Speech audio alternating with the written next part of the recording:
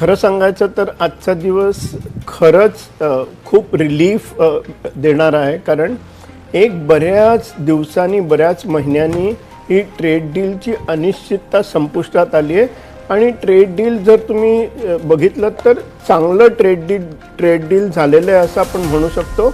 आणि ह्या अस्थिरता निघून गेल्यामुळे काय होईल, आता कॉर्पोरेट कंपन्या ज्या आहेत ज्यांचे US संबंधित प्लॅन होते, जे गेले 8-10 महिने ते काही इम्प्लिमेंट करू शकत नव्हते, ते इम्प्लिमेंट करू शकतील.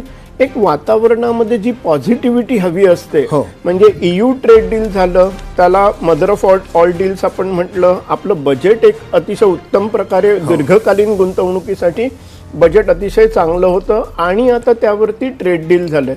निश्चित गेल्या 15-20 दिवसापूर्वी जर तुम्ही बघत असाल तर मार्केटमध्ये थोडीशी निराशा होती, मरगळ होती, निराशा होती. पुढे काय होणार ह्याच्याबद्दल क्लॅरिटी नव्हती आणि अशा परिस्थितीमध्ये मार्केटमध्ये थोडंसं असं वाटत होतं की दीर्घकालीन काय करायचं.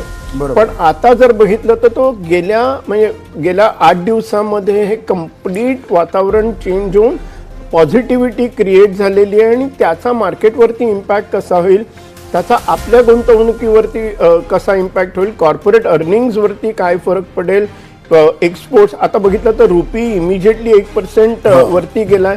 तर सगळ्या दृष्टीने आजची सकाळ मी अगदी निश्चितपणे सांगू शकतो स्टॉक मार्केटसाठी, कॉर्पोरेटसाठी, बॉन्ड मार्केटसाठी, करन्सीसाठी ही निश्चित एक आशादायक सुरुवात असं आपण म्हणू शकतो. फक्त आज एक्सपायरी आहे, त्यामुळे प्रॉफिट बुकिंग पण होण्याची शक्यता आहे. इफेक्टिव्हली मार्केट आज कुठे एंड होईल हे आपल्याला माहिती नाही, पण पॉझिटिव्ह डायरेक्शन मार्केटने निश्चित घेतलेली आहे असं आपण आजच्या सकाळी म्हणू शकतो.